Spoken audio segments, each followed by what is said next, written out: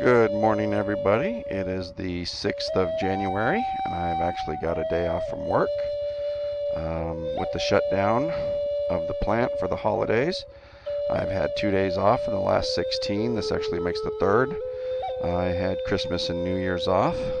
Jen's Venom X22 that she got for Christmas.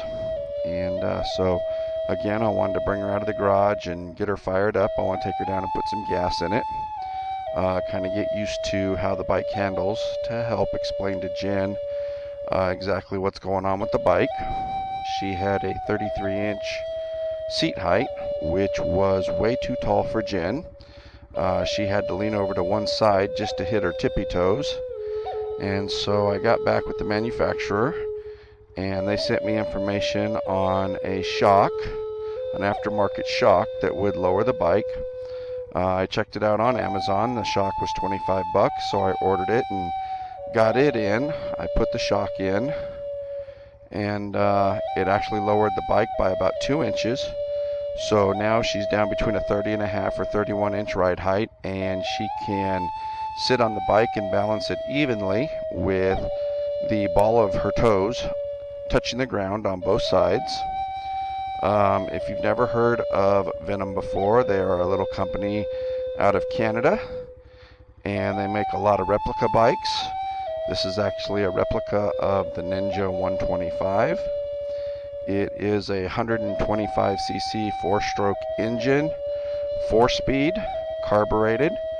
Top speed on this bike is about 75 miles per hour. And so it was a relatively inexpensive way to get Jen introduced to the world of riding a motorcycle. I'm not going to push it on her if she's not comfortable or she doesn't feel that it's something that for her. We will either store the bike until she is, or we will trade it off when I get ready to purchase my new bike. I've made some observations. I'm not used to such a small light bike, so it seems like I am literally all over the road.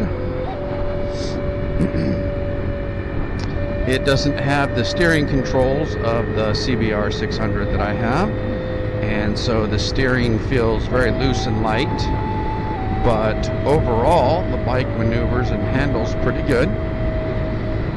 Like I said, this bike is only 125cc, and it is not made for somebody my size, which is 6 foot tall and approximately 230 pounds. But all in all, it's a nice little bike. I'm going to have to spend some time putting some insulation in the dash between the pieces of the dash so that it doesn't vibrate. It is just plastic on plastic, and it is actually a little bit annoying when you're sitting at an idle or riding with your visor up. You can hear it. So that's going to be one modification that's going to have to be made. Outside of that, it seems to ride and handle quite well.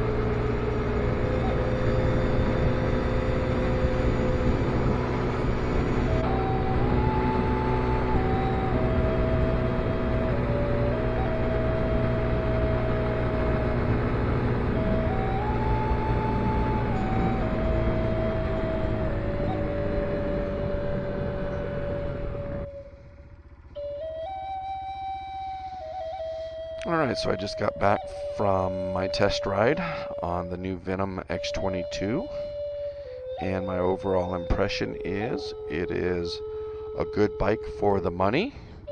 It is by no means a super sport. It is by no means even a full-fledged sport bike. It is exactly what it is intended to be, and that is a replica of a sport bike. It does not have steering dampening, so the front end felt a little bit loose to me. Not quite what I'm used to, but that would just take some getting used to. If you've never had a steering dampening system, you don't know what that is like, so you wouldn't know to expect it. The throttle, it takes a full twist of the throttle, it seems, to get it all the way up to its RPM range. Cruising RPM range on this is about 7,500 to 8,000 RPM. And I could tell the bike was not meant to pull somebody my size, which is 6 foot and approximately 230 pounds. Jen, being 5'4" and 125 pounds, soaking wet, it will handle her much better. Like I say, the brakes worked great. Love the lighting system on this thing. It runs a dual low beam along with a dual high beam. I think it has a very sharp looking front end on it. Me having CRG lane splitters for mirrors on my bike, it was very different looking into a regular set of mirrors again. So that's something I would have to get used to, but then again, Jen has never rode, so we're going to have to get her used to those. And I may actually put a set of CRGs or knockoff CRGs on this just so she has the full 360 view of what's around her. Again, I don't know what else I can tell you about the bike other than I'm impressed with it. The bike is supposed to be excellent on fuel mileage. It's supposed to get about 108 miles to the gallon. So we'll see how that goes. I don't know how much you can hear it running in the background, but for a little 4-stroke 125, it's got a pretty good sound to it. Impressed with that. So with that, I think I'm going to go ahead and end this video and see what I can do from here. You all have a good one.